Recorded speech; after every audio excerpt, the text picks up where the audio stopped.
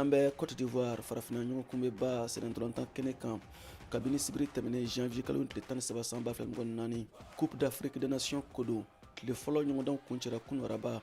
janvier kalo tile 17 san 2024 jamana 24 minnu bɛ kɛnɛ kan o bɛɛ ye ɲɔgɔndan kelen tan bakuruba la a bɛ kelen-kelenna y'i ka fanga ani ka gɛlɛyaw dɔn jaabiw filɛ Côte d'Ivoire Guinée-Bissau Côte d'Ivoire celu fila Guinée-Bissau kanankolo Nigeria Guinée équatoriale filani bin sima sesila celu kelen fan fila bɛ fɛ Égypte Mozambique sima sesila filani bin celu fila fan fila bɛ fɛ Ghana bina Cap Vert ɲɛkɔrɔ Ghana celu kelen Cap Vert celu fila Sénégal ye se sɔrɔ Gambie kan Sénégal celu saba Gambie kanankolo Cameroun Guinée filani bin sima sesila celu kelen fan fila bɛ fɛ Algérie Angola filani bin sima sesila celu kelen fan fila bɛ fɛ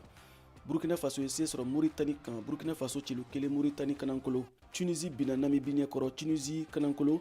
Namibie celu kelen Mali ye se sɔrɔ Afrique du Sud kan Mali celu fila Afrique du Sud kanankolo Maroc ye se sɔrɔ Tanzanie kan Maroc celu saba Tanzanie kanankolo RD Congo Zambie filani bin sima sesila celu kelen fan fila bɛ fɛ an bɛ waati min ko sisan tile filanan ɲɔgɔndanw daminɛna Côte d'Ivoire jatigi ni Nigeria ka ɲɔgɔndan de bɛ senna a daminɛna kabini nɛgɛ 17 waati Abidjankaw fɛ yen halisa kanko la kunnafoniya na sira wɛrɛ fɛ Mali farikolo ɲɛnajɛ kunnafonidilaw bɛ kɛnɛ kan Côte d'Ivoire yanni ɲɔgɔndan ka daminɛ Mali farikolo ɲɛnajɛ ani sifinw ka ministreso tɔgɔ la Aliou Boubou Diallo ani Mali sɛnɛntɔlɔntan fédération ɲɛma dankan fɔlɔ Musa Sylvain Jakite u ye kumaɲɔgɔnya kɛ ni farikolo ɲɛnajɛ kunnafonidilaw ye kunnafonidilaw dagayɔrɔ la Korogo bilasiraliw kɛra ka da kan wali jamana don Musa Sylvain Jakite Mali sɛnɛntɔlɔntan fédération ɲɛma dankan fɔlɔ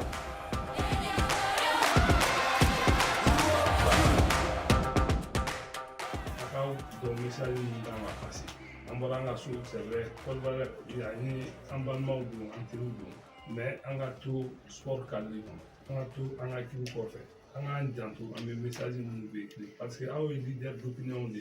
aw bɛ kuma porter a bɛ taa yɔrɔ jan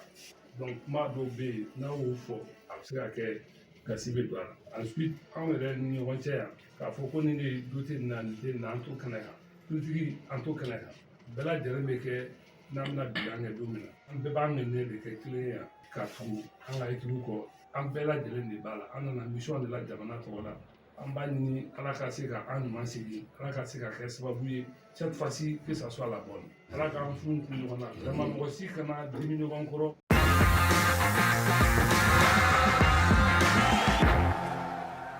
Aliou Boubou Diallo farikolo ɲɛnajɛ ministreso tɔgɔ la a kumana ka foli k'u ye kosɛbɛ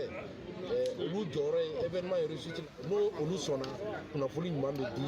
malidenw bɛ kunnafoni Baba Sesuma Mali farikolo ɲɛnajɛ kunnafonidilaw ka tɔn AGSM ɲɛma dankan fɔlɔ don a ye jigisigi kumaw fɔ anw ye nin bɛɛ ɲɛbila kɛ yanni an ka bɔ Mali la an ka président Umar Baba Traoré tɔgɔ la o ni assemblée générale d'information dɔ kɛ Bamako ka code de conduite de dilan bien se comporter en Côte d'Ivoire ka Mali jamana image k'o lakana kuma dɔw bɛ yen o tɛ fɔ jamana i b'o kunu fɛn o fɛn bɛ se ka na ni kuma ye min bɛ jama ka u furukufuruku wuli an k'o bɛɛ lakɔ an y'o code de conduite de kɛ wa an fɛn o fɛn filɛ yan bɛɛ y'i tɛgɛ nɔ bila a la n sɔnn'o ma an kɔni ala la an ye voyage kɛ a ɲɛna sira la an ma sɛgɛn ici bien logé ou pas, journaliste c'est un soldat, il peut loger dans un hôtel 5 étoiles aujourd'hui et loger dans une chambre de passe demain. Un début d'appel. L'objectif, il n'a mis qu'à ma côté. En mon avis, à quelqu'un, j'aimerais dire ou da à nous clouer.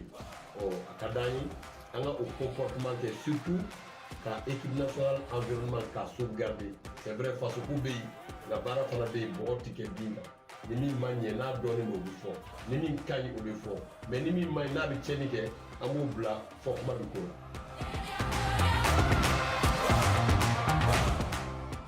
K'a kuncɛ Mali forobatɔn Aigliw simatasɛgɛw ko don u bɛ sɛgɛnnafiɲɛbɔ la ka sinikɛnɛ sibiri ɲɔgɔndan makɔnɔ u ni Tunisie bɛna ɲɔgɔn sɔrɔ Korogo stade Amadou Gon Coulibaly la ni nɛgɛ ɲɛ 20 gosira Mali heure la a ɲɔgɔndan bɛ daminɛ VOA Bamara tɔgɔ la Korogo kan kɛnɛ kan Côte d'Ivoire Siaka Traoré ka laseli don an lamɛnnen don VOA baraɲɔgɔn radio so Albayani kan Côte d'Ivoire